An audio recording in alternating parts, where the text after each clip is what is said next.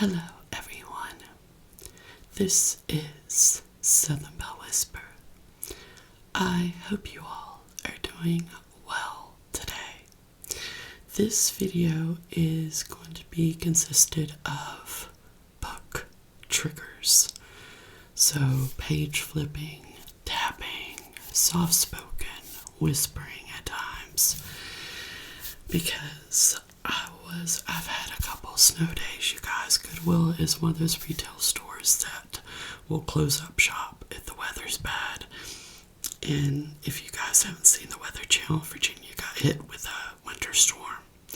I hope it's the last one, you guys. I'm so ready for spring to get here. But I've been thinking on it, and I was cleaning today and I found so many books I haven't read yet.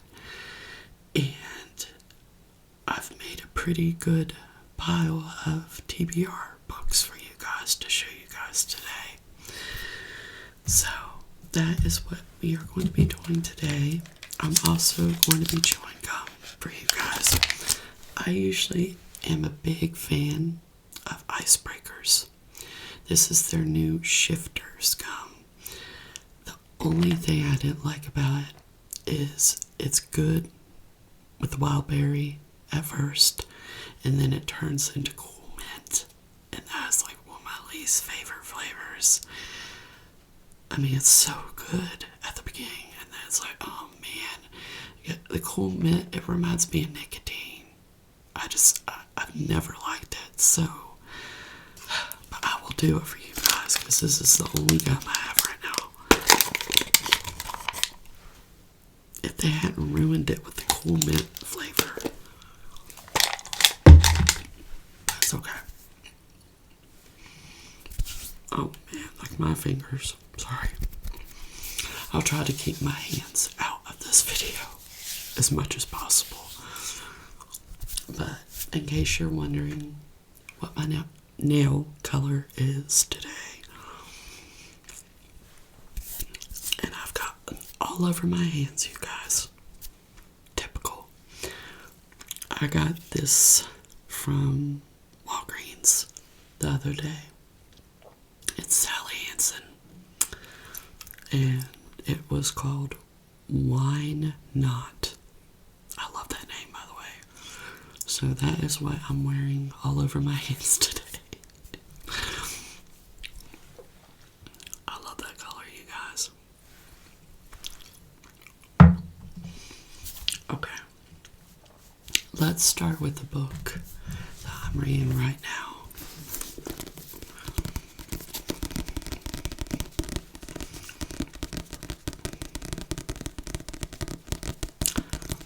This is The Lost Bookshop by Evie Woods. Oh, let me put you down just a little bit. There we go. How far will you go to find your story? The Lost Bookshop. On a quiet street in Dublin, a lost bookshop is waiting to be found. For too long, Opaline, Martha, and Henry have been the side characters in their own lives.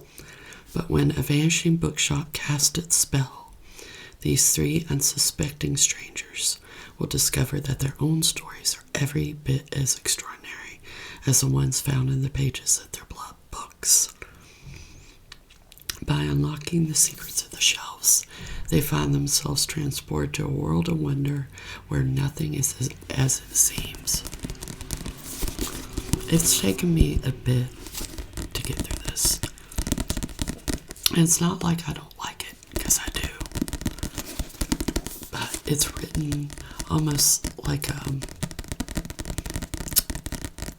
old period drama.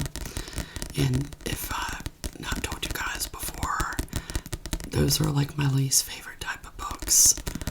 Is something that's written, I don't know why. Like I've never read Jane Eyre. I've never read Pride and Prejudice, Little Women. I've just never liked period dramas. But thing about this book is it keeps me interested because how descriptive it is. Talking about books, and there's a nice little love story going on too. So I will get through this. I will get through this. I got my Harry Potter bookmark in here. Happiness can be found even in the darkest of times, if one only remembers to turn on the light. Albus Dumbledore. That's one of my favorite bookmarks. One of my only bookmarks, but one of my favorites.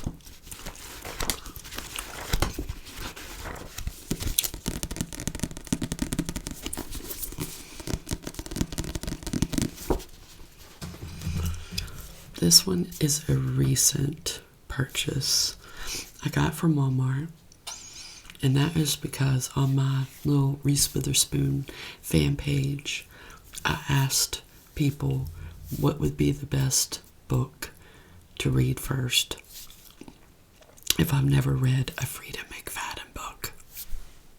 Yes, I know it's awful. It's awful. And most of the comments said The Housemaid.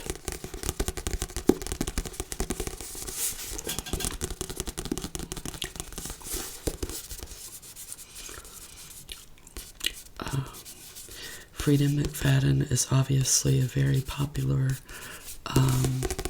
thriller writer, mystery. And I didn't really get into mystery or thrillers until one year I read Verity and the Silent Patient in the same month. And oh my gosh, I was like, how have I never gotten into thrillers before now? They were amazing. Absolutely amazing. So on the back it says, "Welcome to the family," Nina Winchester says as I shake her elegant manicured hand. I smile politely, gazing around the marble hallway. Working here is my last chance to start fresh. I can pretend to be whoever I like, but I'll soon learn that the Winchester's secrets are far more dangerous than my own. Every day I clean the Winchester's beautiful house top to bottom. I pick up their daughter from school, and I cook a delicious meal for the whole family before heading up to eat alone in my tiny room on the top floor. I try to ignore how Nina makes a mess just to watch me clean it up, how she tells strange lies about her own daughter, and how her husband, Andrew, seems more broken every day. But as I look into Andrew's handsome brown eyes, so full of pain, it's hard not to imagine what it would be like to live Nina's life. The walk-in closet, the fancy car, the perfect husband. I try on one of Nina's pristine white dresses once, just to see what it's like, but she soon finds out, and by the time I realize my attic bedroom door only locks from the outside, it's far too late. But I reassured myself the Winchesters don't know who I really am. They don't know what I'm capable of. Oh, snap. I do not know why I have not read this yet. I do not know why. From behind closed doors, she sees everything.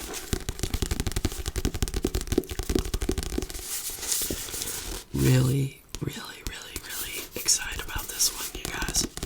This one might be the next one that I read. Freedom McFadden.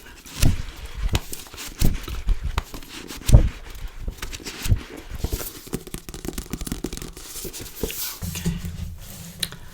Next one, I don't know if I've ever read this book. I know it's one of my mother's favorites. It's called The Hiding Place.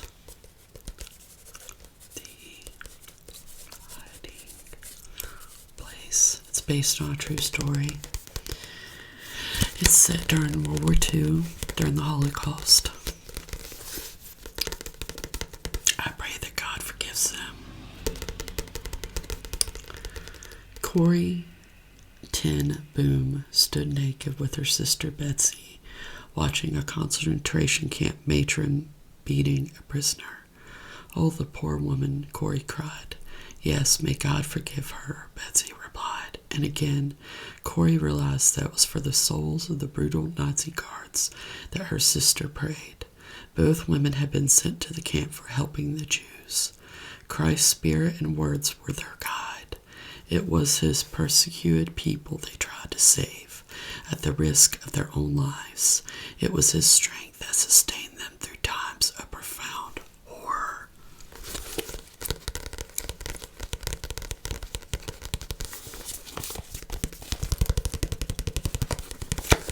I remember when we read Night in school.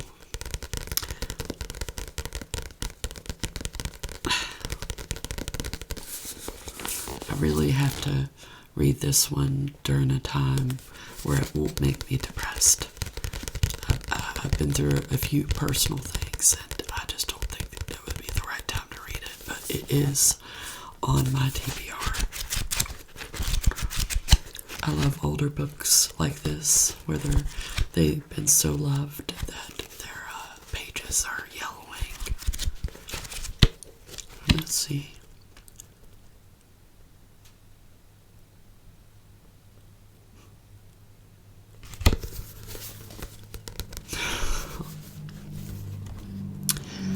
I just opened it, and it says Lois B. Moore on the cover. You guys, goosebumps. I must have grabbed this book when I lived at the beach.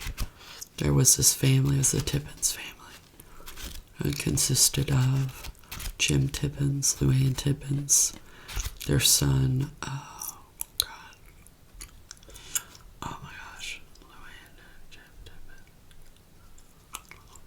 it's been so long since I talked to her that I'm just having but their son and her husband, Jim, was the worship pastor at our church. And she was my wedding planner. And her mother was just like a joy. She was such a wonderful woman. And when she passed away, it broke my heart. But I didn't even realize that I owned one of Lois's books. Luann had this big sale, I guess you could say, where she was just trying to get rid of everything. And I must have grabbed this. I didn't even realize. She was a wonderful woman. Wonderful woman. I love that family.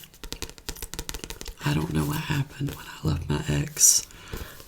They just stopped talking to me. Stinks, but I love Lois. She was so sweet. Dating You, Hating You by Christina Lauren. I love Christina Lauren, you guys. She is one of my favorite rom-com authors. I love the Unhoneymooners. That's one of my all-time favorite rom-coms. And there was another one I think I read, I can't remember. But yes, I found this at Goodwill. So, dating you, hating you. Rom-coms are my guilty pleasure, you guys. Despite the odds against them from an embarrassing meet awkward at a mutual friend's Halloween party, Carter and Evie immediately hit it off. Even the realization that they're both high-powered agents at competing firms in Hollywood isn't enough to squash the fire. But when their two agencies merge, causing the pair to vie for the same position, all bets are off. What could have been a beautiful, blossoming romance turns into an all-out war of sabotage. Carter and Evie are both 30-something professionals, so why can't they act like it? Whether these two Hollywood love-hate birds get the storybook Hollywood ending, or just a dramedy of epic proportions, you get to enjoy Christina Lauren's heartfelt, hilarious story of romance in the modern world. Christina Lauren's books always keep me on my toes and always keeps me entertained.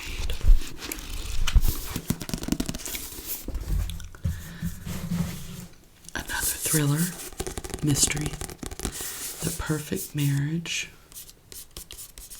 The Perfect slash Marriage.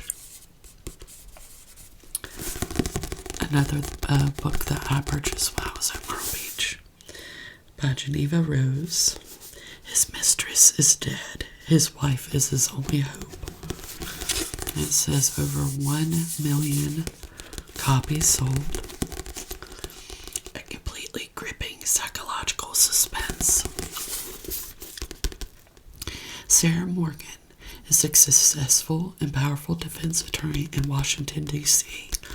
As a named partner at her firm, life is going exactly how she planned. The same cannot be said for her husband, Adam. He's a struggling writer who has had little success in his career, and he tires of his and Sarah's relationship as she is constantly working. Out in the secluded woods at the couple's lake house, Adam engages in a passionate affair with Kelly Summers. But one morning, everything changes. Kelly is found brutally stabbed to death, and now Sarah must take on her hardest case yet, defending her own husband, a man accused of murdering his mistress.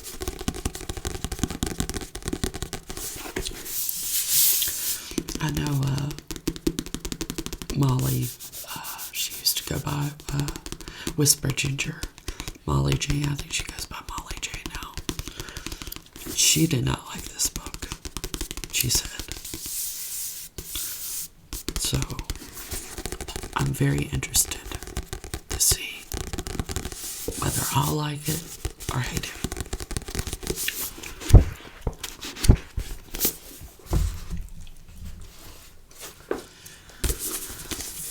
A Girl's Guide to Murder. Now, you guys, I started this book, and it was even good, and you guys, I just got in the biggest reading slump, and it just was not tweaking my fancy for some reason.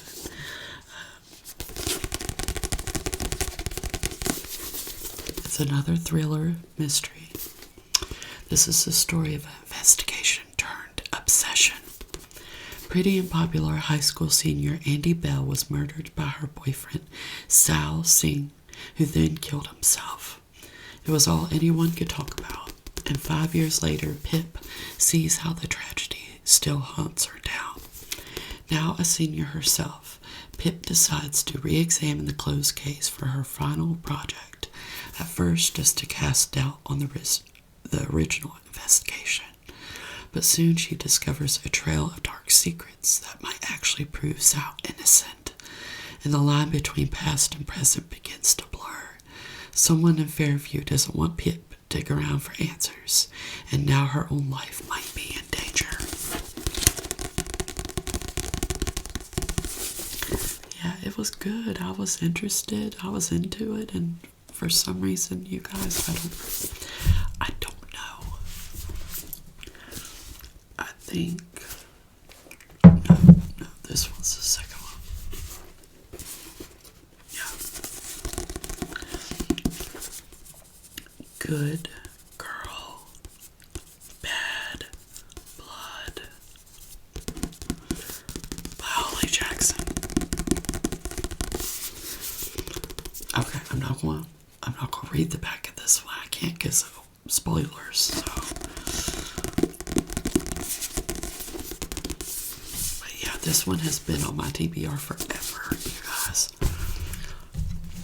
And I got As Good as Dead, the third book. I love the covers of these books, I will say that. Like, whoever designed these covers, if you're a bookworm like me and you go by the covers of books, I do that sometimes. Sorry, excuse me. But this series has been on my book talk for the longest time. And I will finish them.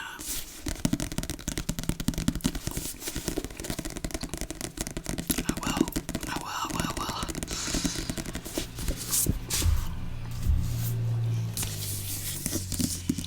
I'll be gone in the dark. I'll be gone in the dark. One woman's obsessive search for the Golden State Killer by Michelle McNamara. I thought when I ordered this book that I would get into true crime again, because there was one year like all I read was true crime. And I don't know why, like I told you guys, the biggest reading slip, but I think I'm out of it, thank God. But once I read these, I'll do like a what I've been reading video, because I love book trigger videos. I love Haley Jean, I love Hannah Boo, and book triggers have gotten so popular over the years, and I love it. Stephen King says, I'll Be Gone in the Dark will undoubtedly be stocked in the true crime section, which is fine, but in so many ways it's a brilliant genre buster. It's propulsive, can't stop now reading, which makes it all too easy to ignore the clean and focused writing. What readers need to know, what makes this book so special, is that it deals with two obsessions, one light and one dark. The Golden State Killer is the dark half. Michelle McNamara's is the light half. It's a journey into two minds, one sick and disordered, the other intelligent and determined. I loved this book, he says. Wow. But what I heard was when she was writing this book, she actually passed away over the course of 10 years. No. Okay. For 10 years he was on the loose. Then 3 decades later, Michelle McNamara, a true crime journalist, was determined to find him. Became obsessed. And then she passed away while writing this book, is what I heard. That is a huge compliment from Stephen King.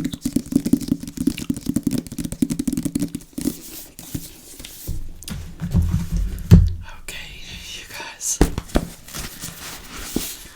These books.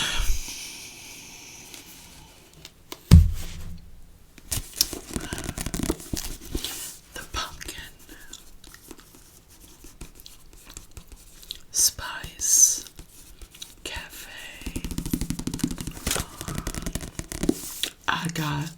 I don't know how far I got into this book, but it was, at the time, I just couldn't get into it. It was so sappy to me.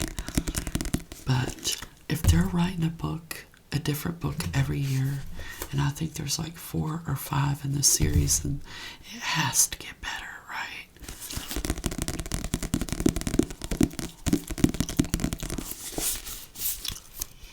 When Jeannie's aunt gives her the Blood Pumpkin Spice Cafe in the small town of Dream Harbor, Jeannie jumps at the chance for a fresh start away from her very dull desk job.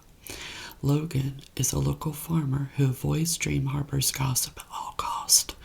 But Jeannie's arrival disrupts Logan's routine, and he wants nothing to do with the irritatingly upbeat new girl, except that he finds himself inexplicably drawn to her. Will Jeannie's happy-go-lucky attitude win over the grumpy but gorgeous Logan? Or has this city girl found the one person in town who won't fall for her charm or her pumpkin spice lattes?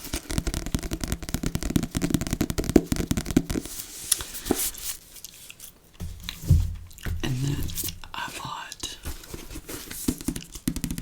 this cinnamon bun bookstore. And I love the covers of these books, you guys. I love it. Love it. And I will read them before fall. I don't care that they're set during like the fall and Christmas and so on and so forth. When a secret message turns up hidden in a book in the Cinnamon Bun Bookstore, Hazel can't understand it. That's like one of my favorite girl names. As more secret codes appear between the pages, she decides to follow the trail of clues. She just needs someone to help her out. Gorgeous and outgoing fisherman Noah is always up for adventure, and a scavenger hunt sounds like a lot of fun. Even better that the cute bookseller he's been crushing on for months is the one who wants his help. Hazel didn't go looking for romance, but as the treasure hunt leads her and Noah around Dream Harbor, their undeniable chemistry might be just as hot as the fresh out of the oven cinnamon buns the bookstore sells.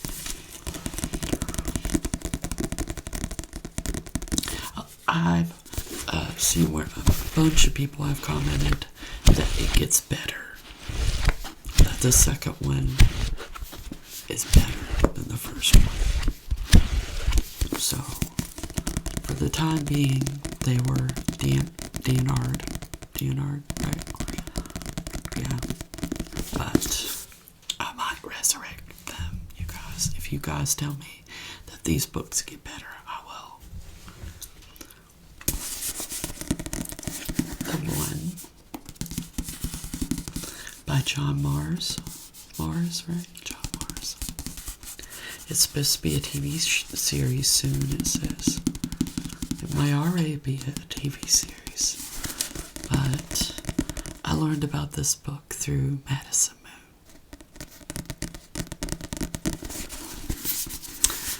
Madison was my favorite book talk, book trigger, ASMR artist. My absolute favorite. And this is one of the books that she mentioned that she loved. She said she could not stop reading it.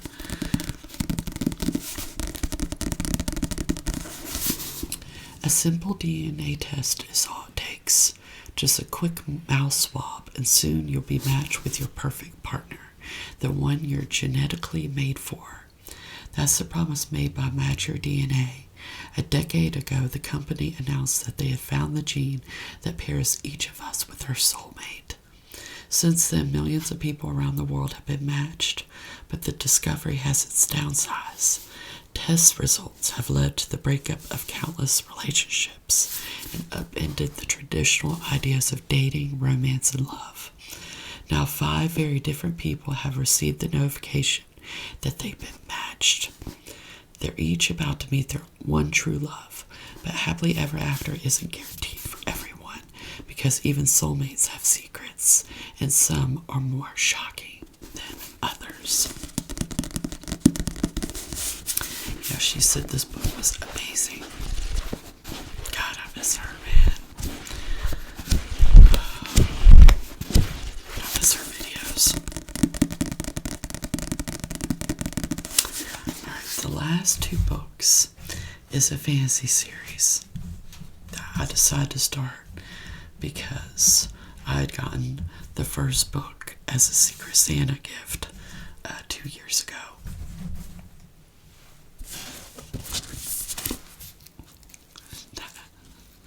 Alright, hold on, dude.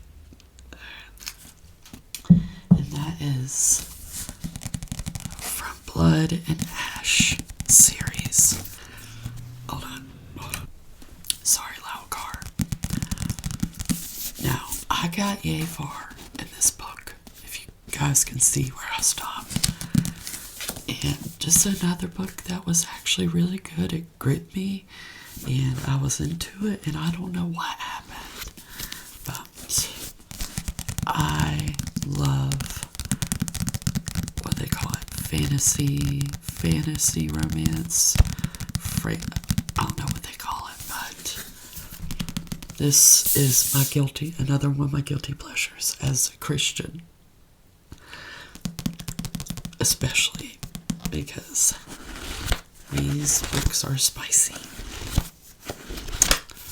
You guys, I stumbled into Katherine Hagel's like Facebook Reels, whether it really be her or not.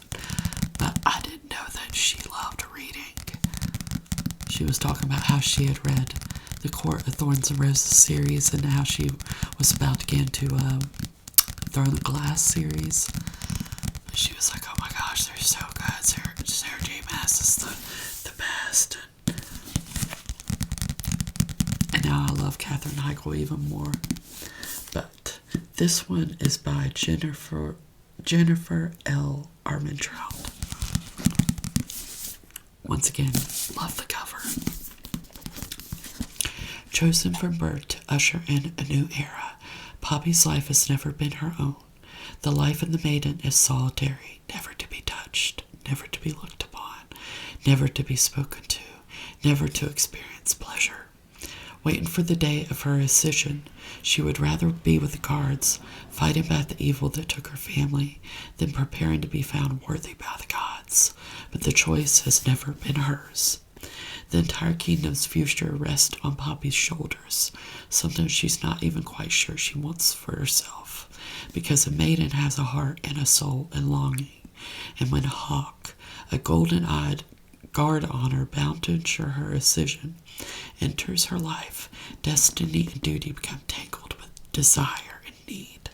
He incites her anger, makes her question everything she believes in, and tempts her with the forbidden. Forsaken by the gods and feared by mortals, a fallen kingdom is rising once more, determined to take back what they believe is theirs through violence and vengeance. And as the shadow of those cursed draws closer, the line between what is forbidden and what is right becomes blurred. Poppy is not only on the verge of losing her heart and being found unworthy by the gods, but also her life, when every blood-soaked thread that holds her world together begins to unravel.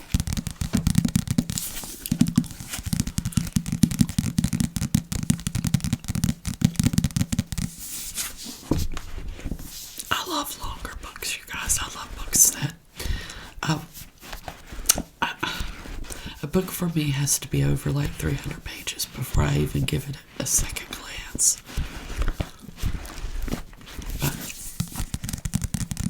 yeah, I've been wanting so much to get into another fantasy series, you guys, because I've read The Court of Thorns and Roses 3 times. And this is the second book from Blood and Ash series. A kingdom of flesh and fire. The cover, you guys, the cover is so beautiful.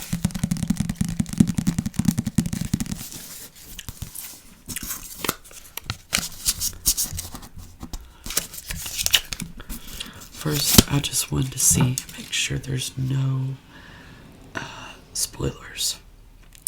Everything Poppy has ever believed in is a lie, including the man she was falling in love with. Dressed among those who see her as a symbol of a monstrous kingdom, she barely knows who she is without the veil of the maiden. But what she does know is that nothing is as dangerous to her as him, the Dark One, the Prince of Atlantia.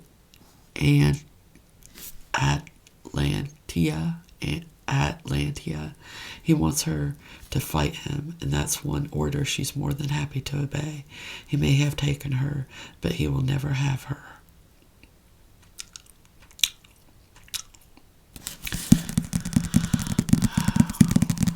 So what happens there? I don't know.